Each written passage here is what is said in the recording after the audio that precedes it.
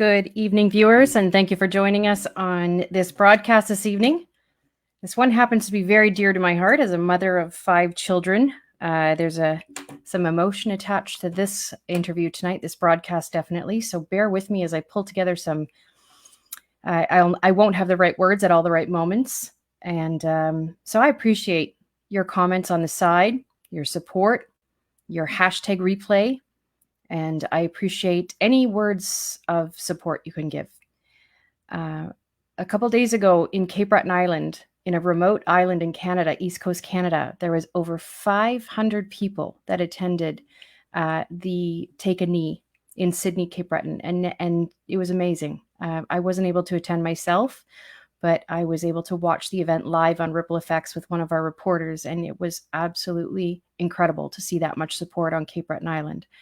So I'm honored tonight to be on a broadcast where it's transparent, it's an uncomfortable conversation, probably because I feel personally on a personal level that maybe I've been so busy in life raising my kids that I possibly might have missed some things that I could personally do in my daily life to be more aware and cognizant of what actually is happening in Canada and all over the world. So tonight I'm honored to have MP Mike Kelloway on with us. He's been incredible support during COVID on the program.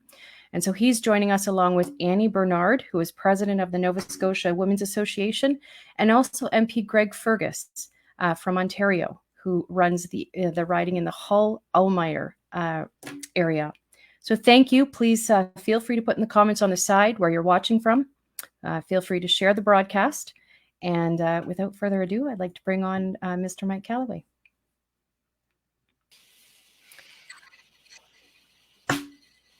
Hi, Rebecca. Good evening, Mr. Kelloway. How are you? I'm doing well. How are you? Very, very good.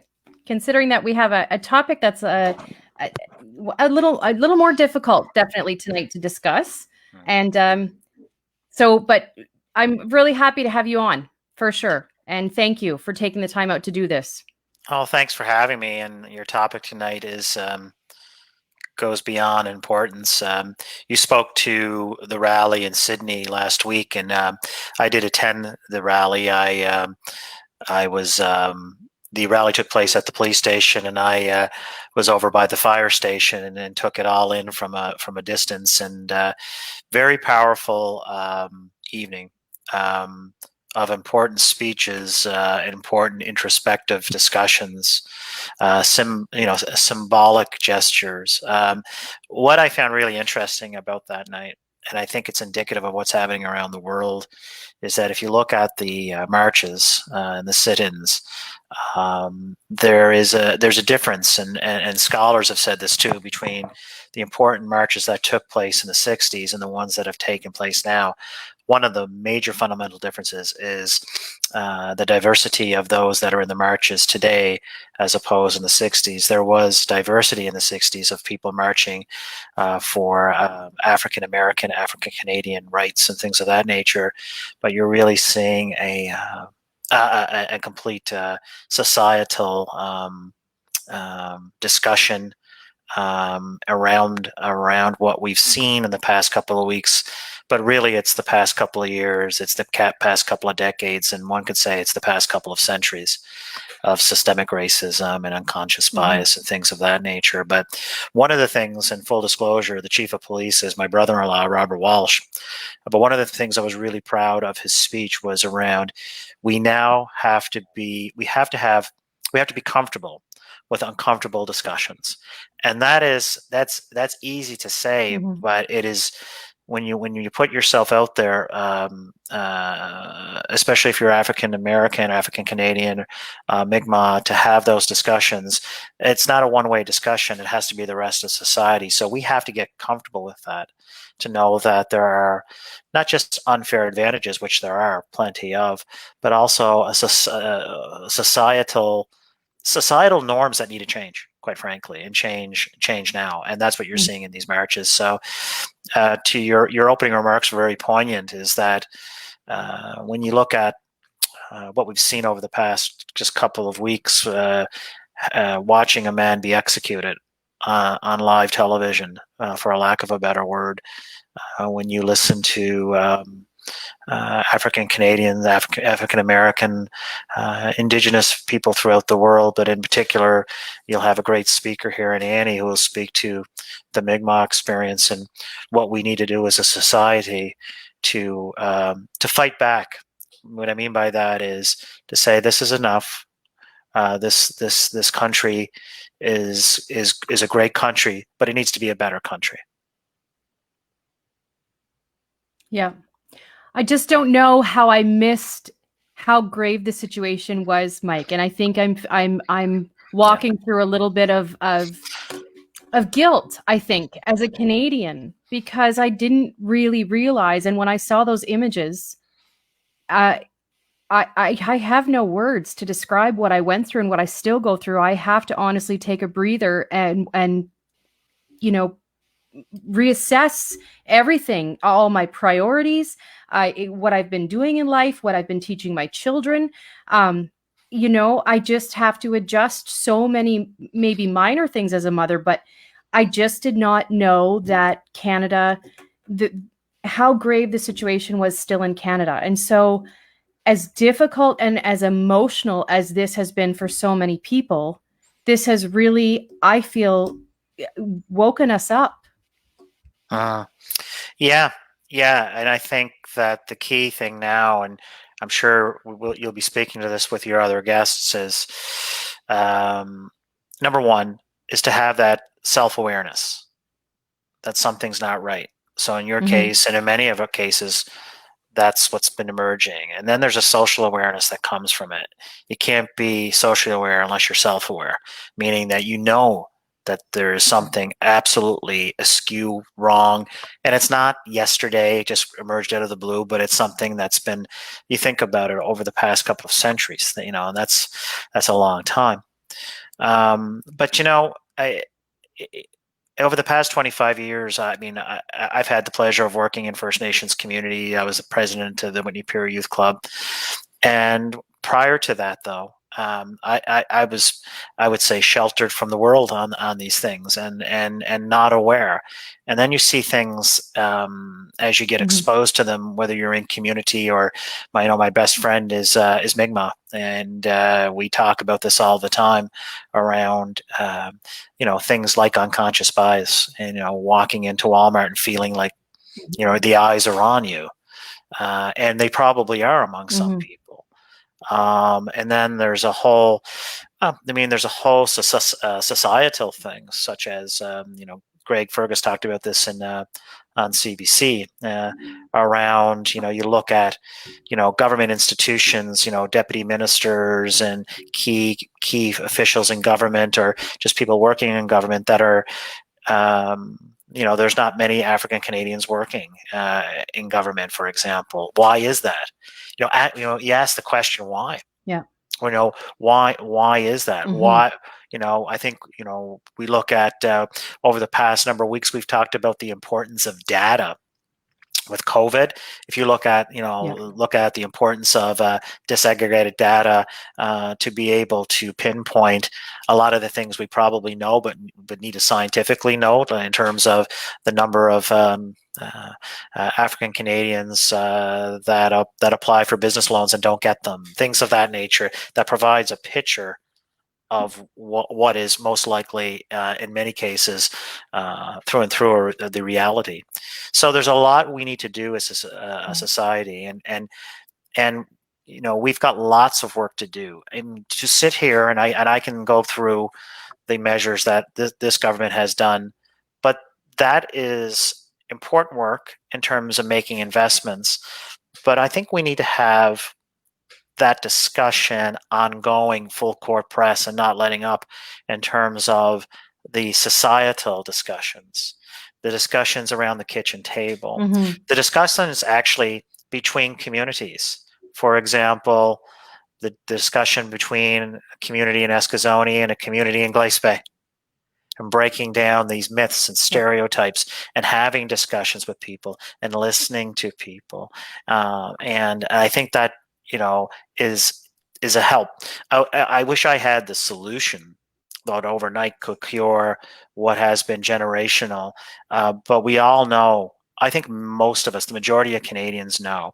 And if you look at the United States data, by the way, right now, 70% realize there's a problem. I mean, 4 years ago, that was probably 35, 40%. 4 years ago.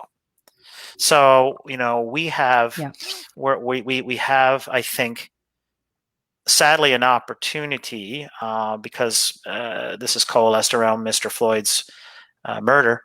But we have an opportunity to do right by Mr. Floyd, and also examples in Canada of systemic racism, people that have been victim of that. We have that opportunity, and I think it's really incumbent on us to not just press government, which is important to do, for sure, and necessary to do, all levels of government, but it is around the private sector. It's around the not-for-profit sector. It's around rural Canada. It's around urban Canada. It's among young people. It's among older people. And we have a ways to go, but we can do it. And I think this is the opportunity to push reforms forward, both of a formal way and also an informal way. Yeah.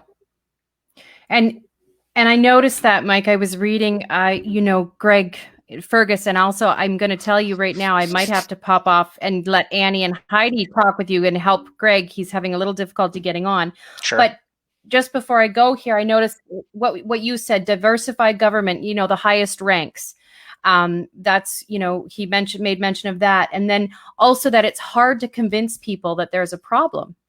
Canadians are, I find we do have a reputation for listening, though. We do have a reputation for coming together, talking, collaborative, collective. If we really want to do something, Canadians have a renowned reputation for being able to come together. And so my greatest wish and hope in all of this is that this is just a beginning. It's definitely not a solution, but the only way, that is to reduce the climate of distrust and to keep on talking. And I fully agree with what you just said there a moment ago. So I'm going to bring on two very inspiring women. I noticed Paul Strom says, how do we ask questions on this? So Paul, I can see so this is beautiful. We have engagement from the audience. So Paul Strom, if you want to ask questions, you just put the question on the sidebar and I will pop it up on here. I'll be moderating and while everyone's chatting. So definitely feel free to engage.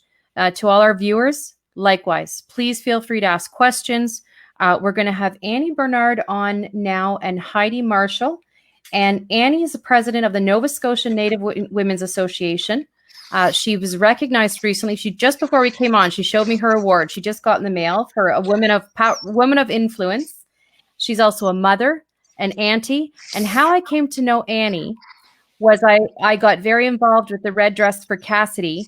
And the kids and I hung a red dress all winter, all year until we wanted more information along with everyone. And Annie was there at the front lines. It was like she was there 24/7 until she got answers. So I'm going to bring on Annie and Heidi. Hi, Mike. Hi. Hello. Hello. Hi, everyone.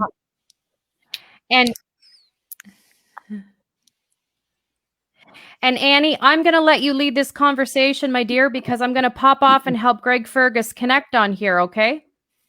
Sure. Well, I'm going to just go with my thoughts. All right.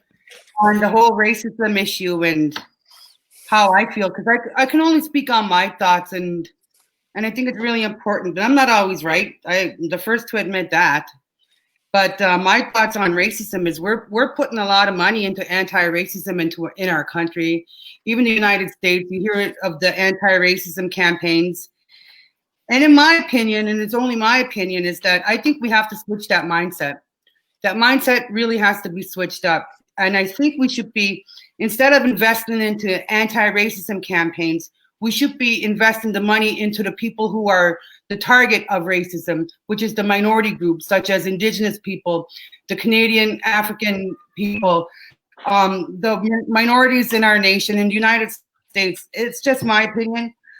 We have to empower our minorities more and our Indigenous people more. And instead of pumping all those dollars into the anti-racism campaigns, imagine how much those dollars will contribute to the life and the lifestyle of the minorities that are affected with these issues, with George Floyd's issue, with recently Chantel Moore, what happened to her. So we have to start changing our mindset, and we have to start thinking a little differently, because we can talk about it forever and a day.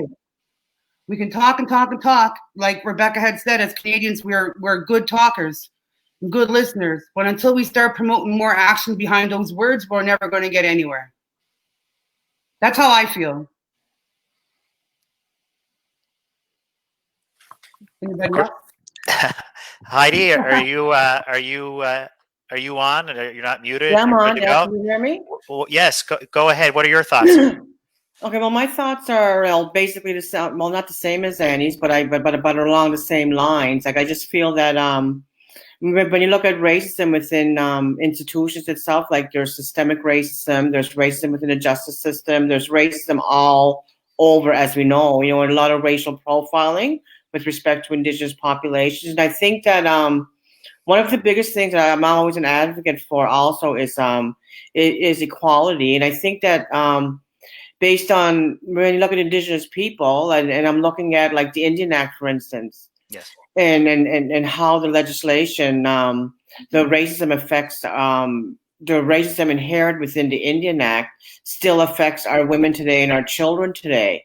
So, for instance, when you're dealing with any systems like court systems or justice systems, child welfare systems, most of the time their only interaction, like a judge or social workers, with respect to Indigenous people, is usually in the negative. So that's their only interaction when you see a judge. You know, like when you talk about the fly-in communities, their only interaction with that community is when they fly in for court. You know, so I think that people need to understand, and looking at all the inquiries and royal commissions that were held in Canada with respect to the justice system, like, you know, when you look at Helen Betty Osborne, when you look at J.J. Harper, when you look at Dudley George, Donald Marshall Jr., it's just all, it's all here, you know? And I think that based on the, just based on some of the events that have happened over the last couple of weeks now here in Canada, and also forever, you know, like you can't fix those systems and you can't fix people's mindsets, you know? Like I work for an institution, I teach at a university level. You know, and I choose to teach in community, and it's really difficult to navigate through those systems when when they don't even consider like your community research as valid research. You work with the community, you work with the women, you work with children or high risk and vulnerable Indigenous women. They don't consider that to be real research. You know, and so making students feel safe within the classroom, like you have to bring their perspectives to the classroom. You know, when people don't realize when you're teaching Indigenous students, and I just finished teaching a course and developing a course on Indigenous women in the law, and so when we taught the portion on missing and murdered Indigenous women, every single one, not just one, every single one of the students, including myself, know someone or have been affected by someone that is either missing or murdered within the community. You know, so we have to change that. So how do you change that? You know, and I think that for one thing, poverty is a really, really big issue, especially all over Canada, but especially here in Cape Breton. And with respect to Indigenous people, you know, like when you look at, you know, just like safety measures within the community, safe drinking water, you know, even when our women don't feel comfortable if they're violated sexually or anything to speak up on their behalf, because their leaders sometimes could be a family member. Our communities are so small, right? So there's so many systems in place, you know, with respect to institutionalized racism, and like within the justice system, within the child welfare system, within anything, you know, even just going shopping at Walmart. Yeah. So much of racial profiling. Can you speak to that for our viewers in terms of number one, let it sink in the comment you made that you and Annie, people in your community, friends, family that have been a victim of violence. Let that sink in for a second. Is that most people that have that experience, and that's very that's a gut punch. It is. Like, put it this way, Mike. If you had 100 people in a room, 100 Indigenous people, let's say we're in a room in Halifax, you had 100 Mi'kmaq people in there compared to 100 non-Native people in a room, and you ask a question, how many of you know somebody who's gone missing or who has been murdered?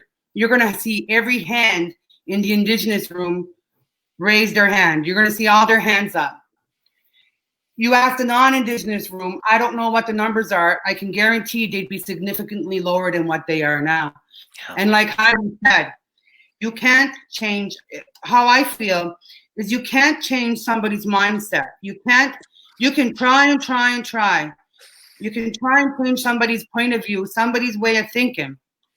That's harder to do than actually putting the dollars that were going into these campaigns and actually being directed at our minority groups, especially for our Mi'kmaq people in Nova Scotia. We are so unique in Nova Scotia where we have one tribe, and it's the Mi'kmaq tribe. It shouldn't be too hard to work with us.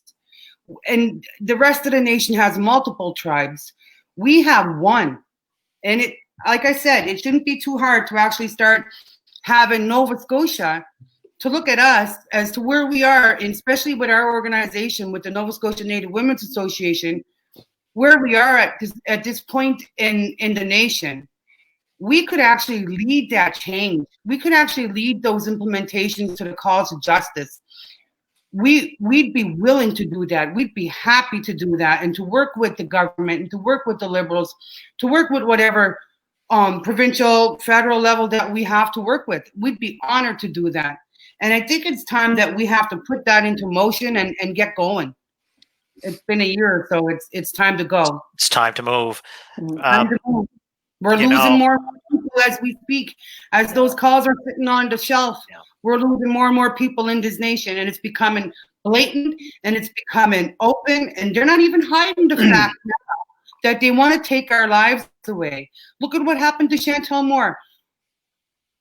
A little tiny woman holding a knife with the cops, easily to be overpowered by one man, but they shot her 5 times.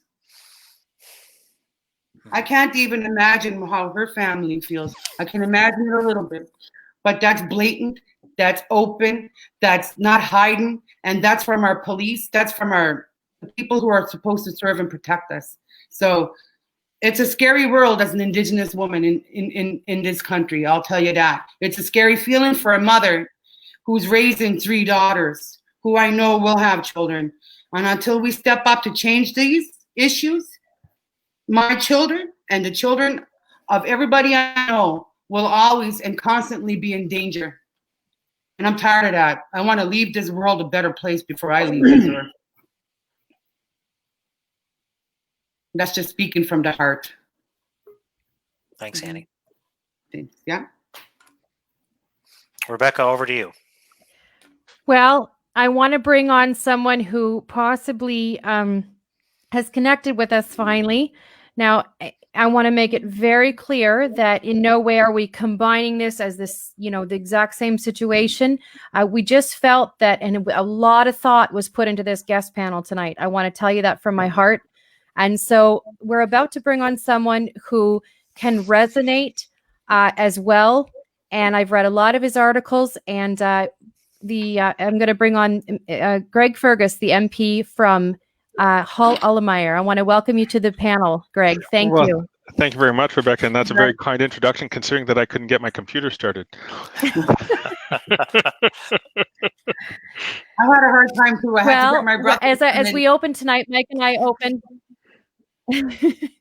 All of us had a little bit of difficulty tonight, but we're here, and that's what matters. Indeed. And we're here on an uncomfortable conversation. Greg, I've read a lot of your articles, and your Justin Trudeau took a knee with you there last week, or took a knee last week, and you were able to witness that. And there's some significant things that have happened, but definitely just not even scratches the surface. And I've read, some of your quotes. We need to talk about it. It's uncomfortable. We need to reduce the climate of distrust. We need to connect. It's hard to convince people that there's a problem. Can you elaborate on that, Greg? Sure. Well, first of all, Rebecca, thank you, and thanks to my good friend Mike and all the support which he's given and encouraged me to have these kind of conversations. And I'm happy to join you and Heidi and Annie. Here's the deal. What we're seeing out of the United States also happens here in Canada. Perhaps not to the same extent, but that's a tough calculation to have when you're the person receiving the being the victim of discrimination. And Canadians are fair-minded people, and we certainly are that way, but we have what we call unconscious biases.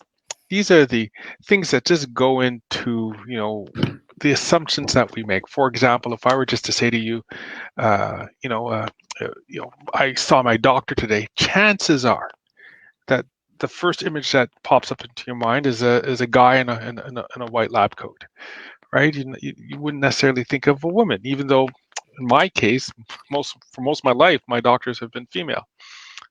It's just those little biases that we have. And so that also applies to race and to Black Canadians. We know that Black Canadians and Indigenous peoples are no more likely, according to all the studies, to commit a crime than non-Black Canadians or non-Indigenous peoples. Yet our federal ombudsman did a report last year looking at our prison population, and you have 3 to 4 times the number of Blacks in jail than in their demographic weight in the general population. For Indigenous people, that's 7 to 8 times as much. Yeah. So something's going on. We are focusing more on those communities because we think that they're more apt to commit a crime, even though studies have shown that that's not the case. So we have this unconscious bias, and why I say it's a hard conversation is because we got to start looking at why do we focus? If we're going to want to eliminate crime, we'll go to an Indigenous community, or we'll go to a Black dominated community, and that's where we'll do most of our policing. When in fact, it's if you look anywhere in society, you'll find opportunities for having crime. So it's those kind of tough discussions that we have to have. Do you want to follow up on that, Mike? Yeah, thanks, Greg. It's good to see you. Great to see you too, Mike. Well, I was researching some of the articles that you've recently done interviews on, and I'm wondering if you can break down for us. You talked about unconscious bias, but systemic racism and systematic racism, if you could. Right. So both of those things are strongly related. Again, let's take a look at a real world example. So if you take a look at the federal public service, and you take a look at the number of people who are hired into the public service at the entry levels, you'll find that we're hiring at the right proportion. We have diversity is represented there, gender diversity is represented, linguistic diversity. But as you move up the ranks, so everybody gets in at the entry level, but as you move up the ranks, it becomes more and more homogenous at the upper level, to the point that there's never been for example, a black deputy minister. Now, each one of the hiring and promotion decisions that people made can be justified in and of themselves. You found the right person with the right experience, the right fit. You might have known that person or knew people who knew them, who had worked with them in the past. all those decisions in each and every single one is based on merit.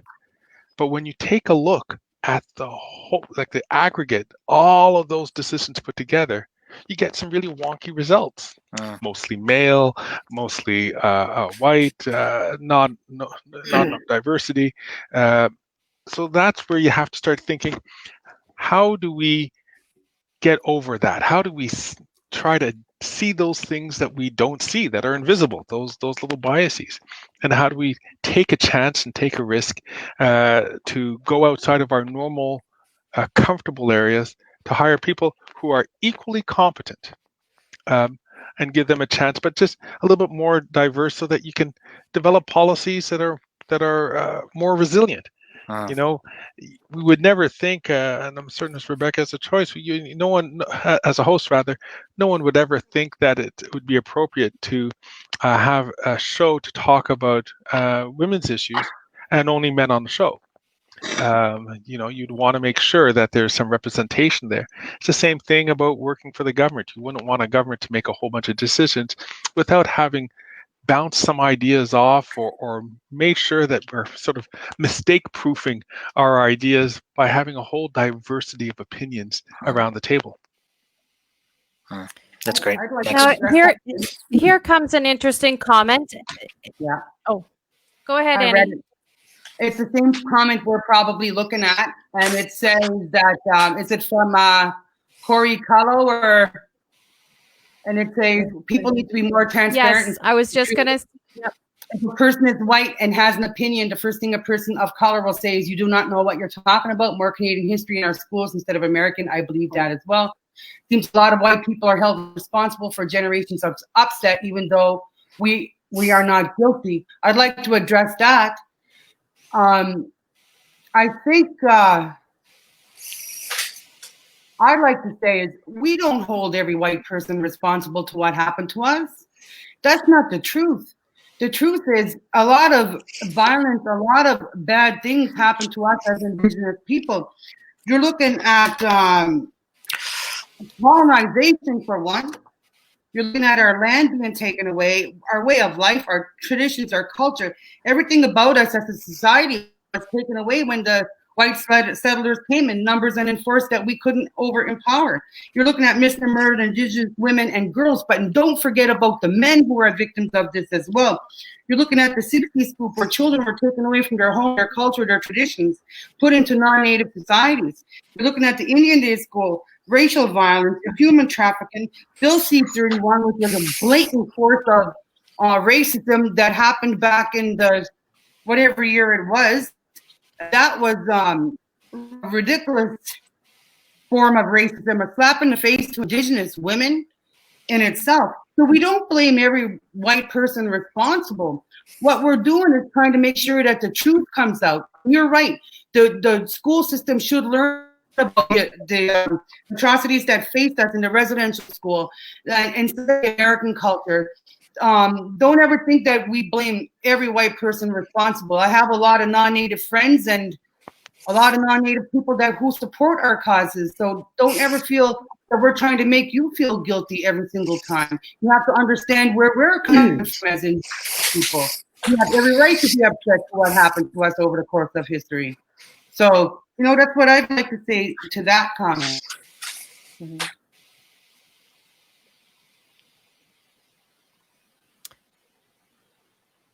And I'm done with that comment. Yeah. Heidi, do you have anything to follow with that?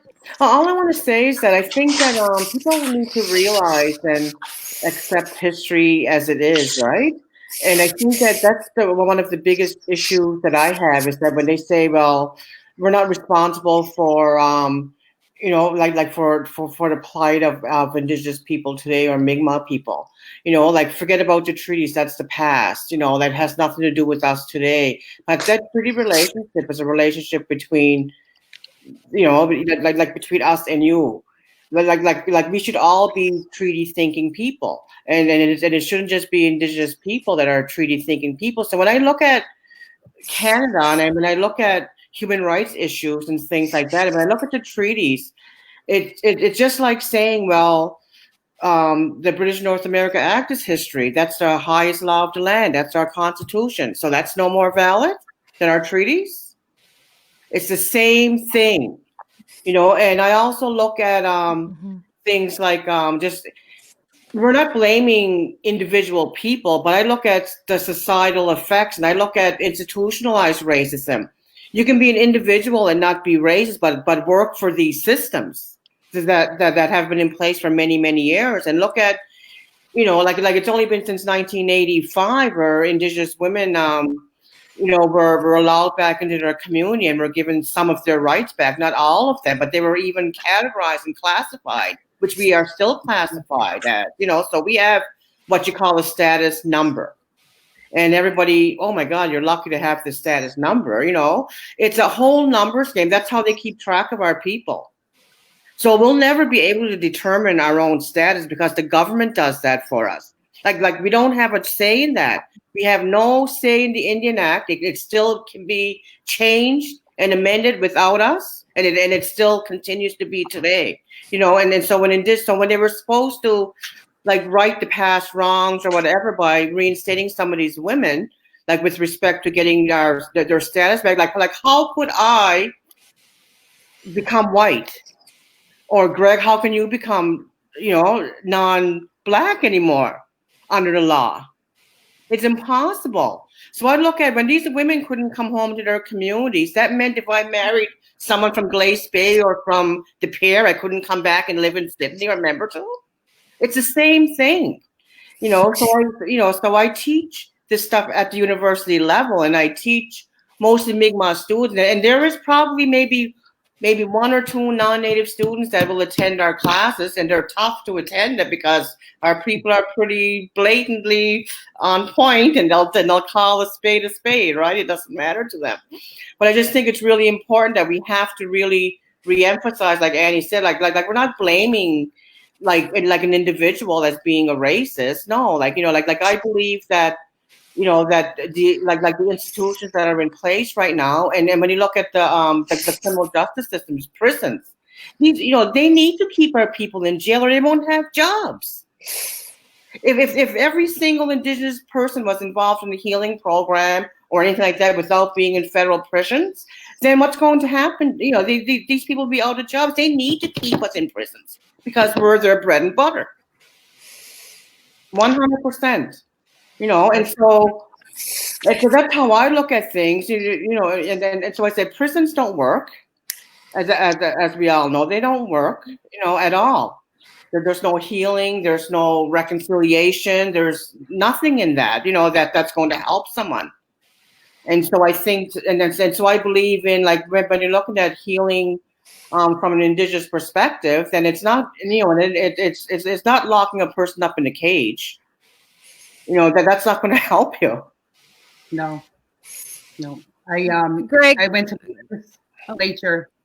Sorry, I went to the legislature last April, Rebecca, and what Heidi is saying is that we have a high population of our people in prisons in the judicial system.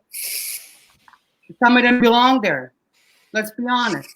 Mm-hmm. Some, just as anybody else who has committed a crime belong there. But before they re-enter our society, where they have taken somebody from us, especially if they have taken somebody's life, they need help. And that is very difficult for me to say. They need the help that they need to move forward with, so they won't come back and re-enter our world and take another life, another sister, another daughter. Whatever is going on with them has to be fixed. And they should be doing that. It should be mandatory. They shouldn't even be given an option. And Greg, I was going to mention that in one of your articles, I noticed that the government has provided 19 million over the last 5 years in developing mental health initiatives for Black Canadians. Can you elaborate on that? Is that where are we with that? Is that going to be what helps more? Is investing more money in, like Annie just said? I think some of the one of the things I'm really pleased about is that we did start the investment on mental health issues, because when you're a victim of discrimination, especially discrimination over a long period of time, over generations, as Annie and Heidi were just mentioning, it really does, it warps your mind. I mean, it's hard to be told on one hand that you are a full citizen contributing member, but yet you still see some of these systemic barriers which are in place, or people who just choose to see you as being different, and treat you differently as a result. These are good investments. It starts to scratch the surface by trying to bring together scholars, experts to talk about some of the mental health challenges that young Black people feel, but it's the same thing with young Indigenous peoples. If I could just jump back to some of the important points that both Heidi and Annie brought out. One of the first things I did after I got elected in 2015 was to go visit a federal prison. And it was a real shock to me to go see it. Again, the high percentage of the prison population which were Native and which were Black, well beyond their weight in the population. And they're right. Prisons are not places really where you're gonna come out a better citizen. Those who do are remarkable people. It's a hothouse, and it's a terrible hothouse. It's a tinder keg of relationships that are always shifting as new prisoners come in and new prisoners go out. It's a terrible place. We should be very selective as to who we're going to put into prisons. They should really be a menace to society. There should be other ways, and we're seeing this with movements which have happened. There's the Glad You principle, which allows us to seek alternatives to putting Indigenous peoples in jail. I think that's where we have to do. We have to have more in-community supports, more mental health supports, more social services supports, to try to make sure that we pull people back onto that onto the path of productive citizenship. And that's what we also need to do with Black Canadians. And I would like to see, obviously I'm working towards, and Mike and I are working towards doing that for all Canadians, to try to give an alternative to putting them in prisons, because prisons, they're tough places. And as much as we'd like to think that this is where we should put people in for a crime, not if you ever expect those people to come back out and to reintegrate into society. We have to find an alternative to that. Right. Mike, just in closing, would you mind kind of recapturing everything we've talked about tonight and what your feelings are after hearing what everyone's input is tonight? I mean, it's just a scratch, it's just a surface chat, but would you mind kind of? Sure, I'd be more than happy to. First of all, it's really it's a privilege for me to be on the show with the four of you. My what I'm feeling right now, it's interesting. Greg and Heidi and Annie, I had Minister Ahmad Hussain at my executive meeting on Saturday. We talked about, obviously, race in Canada in particular, and he talked about the fact that, and he's said this publicly, so I don't mind saying it, that he has yet to have this conversation about what's recently happened, just because he's trying to process it. He's still trying to process it, and it's overwhelming, and it's all consuming. So I can't imagine, as somebody that is not African Canadian or Mi'kmaq, not only what you're processing now, but what you've processed over a lifetime. That being said, I think what I heard tonight was the importance of having, number one, being comfortable with the uncomfortable, having the discussion, bringing it out, bringing it out into public forums, breaking down these silos that we have: rural Canada, urban Canada, young, old, this group or that group. We need to have this discussion, because it's George Floyd and the murder of George Floyd brought a lot of this to light to many people, but many people have experienced it not in the past 10 years, 20 years, but for centuries.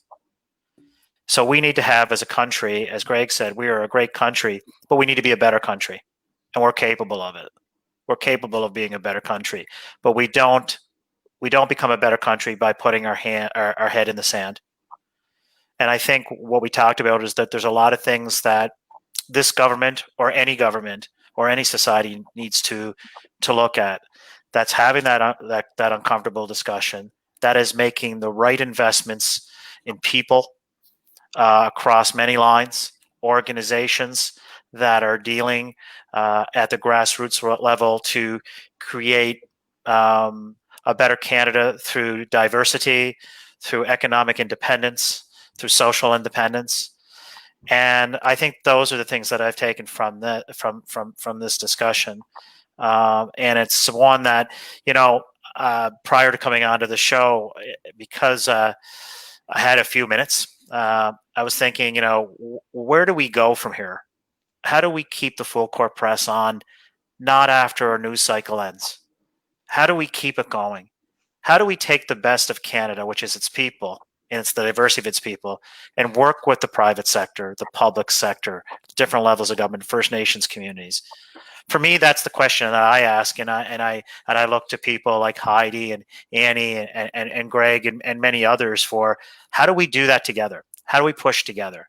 And that's kind of where I'm at right now. But I think having these discussions and having them ongoing, and then looking at ways to actually perhaps study less and do more would be my kind of parting remark here. Is let's get some action going, and let's make it based on the lived experience. Thanks. Right on. We have. Thank you so much, everyone, for coming on. And we have the honor of Annie continuing her personal podcast over the next 4 weeks with the Mi'kmaq families, the Unama'ki Way of Life. We're looking forward to that, Annie and Heidi. Yeah. They're going to be hosting that. Nice. And next up, so we're going to be. I just want to say one more thing, Rebecca, because I don't feel like this is a great country. I know a lot of people would like to live in Canada and stuff like that. And I think the atrocities that have faced our people in general since colonization, I think it's hidden behind a smokescreen of niceness, and the niceness has to go away before we can move forward. And like Mike said, let's not talk about this to death, because that's what we're doing. We're talking and we're beating this to death. It's literal. It's not imaginary. It's happening. It's our people are dying. There's over 4,000 missing and murdered Indigenous women in this country, where we have a 4% population as Indigenous women. My God, and we have the highest number of missing and murdered. Something's gone wrong here in this nation, and it can't be ignored any longer. So I don't really feel that this is a great country right now, but it can be a great country. Heidi, do you have any last words? I just want to say that I have so much last words, but anyway, I just want to say that I think it's really important for any person that goes into one of our communities, whether like the Indigenous community, into a Mi'kmaq reserve, you have to, especially when you're looking at social workers or judges or lawyers or crown prosecutors. Well, the lawyers and crown prosecutors are the same, or not the same, but they're lawyers. And look at the local realities of the community. That's so important. So when child welfare comes to a home, for instance, and sometimes they'll say, oh, your house is a little messy, blah, blah, whatever. But sometimes there's multiple families living in one home because the house situation is bad. So you have to consider the local realities of the community before you can make any judgments or anything. So how can a non-Native social worker really apprehend a First Nations child? And that's still happening today, even though, like, see, we need to change I mean, you just can't have a program or an office just to have it. Like, you know, say like Mi'kmaq Family Children's Services. I love that we have that, but we still have to use their laws. They're still they still have to abide by the child welfare legislation within that province. It doesn't matter. It's across the board. So, you know, so they have to follow those guidelines. So if you have so there are times when a mother has to choose between her son and her grandson, or her daughter and her granddaughter, because if they can't, you know, like if they want to look after their children rather than putting them in care, they can't have their son living in their house if he committed some type of offense or has a record. You know, so those are things that we have to change. You know, like we have to develop our own laws, our own regulations with respect to our own people. That's 100%, or things aren't going to change. And then just like Annie said, like colonization and just everything that has happened to our people, it's not like your fault, Rebecca, yourself, or Mike, yourself. You know, like we're not. This is not what this is about. This is about institutionalized change and making change where we're included in that change and not just for us. Thank you. Awesome. Greg, any last words there? Well, I think Annie and Heidi and Mike have brought forward a lot of wisdom. I'm not certain I can add to that, and I stand humbly on the unceded territory of the Algonquin people here in my community, and I could say that I think the overall message is we need to confront our past, but not with the sense that we have to point fingers. And I think this is a point that Heidi was saying. We're not looking to blame anybody. There's a lot of people at blame here. There's been a lot of blame. What we need to do is that we have to understand that no one's going away. We're all here, and we all are going to build a future together. And it's in having these conversations, expanding our minds to understanding where each one of us is coming or what we're facing, or the old expression, walk a mile in my shoes, for us to just think maybe the assumptions that I had, or what works for me might not be working for everybody else, and so we could have that conversation and we can make things work better. It will be uncomfortable at times, but nothing will get done, as Mike said, if we keep our heads in the sand. So we gotta look out for each other and work together, and we can build a better Canada. We have the Deputy Minister of Justice coming on in the future here, and she's is a lawyer in Nova Scotia, Candace Thomas. She is a Black Canadian. So I'm honored. Yeah, she just took a new position, Greg. So it's okay. I heard. And so she's going to be coming on, and she wanted to wait until the fall to settle into her new position. But I said, under the circumstances, would you consider coming on sooner? And so she's going to be joining the broadcast here in a few weeks. So I just want to say thanks to all of you. By no means, Annie and Heidi, just because I have a nice face on and a red sweater and pearl earrings, does it mean that I don't have emotion attached to this on a very personal level? And as a mother, I am very, very attached to this and would have more extreme words off screen. So I just want to speak from the heart and let you know that. Thank you, everyone, very much. And we'd be honored to have you on again, Greg, in the future if you're interested. Thank you, Heidi. And say hello to Candace. Mike and I work with her sister in Ottawa, Senator Wanda Thomas Bernard. Yes. Wonderful. Wonderful. Take care, everyone. Thank you. Bye now. See ya. See you. Bye.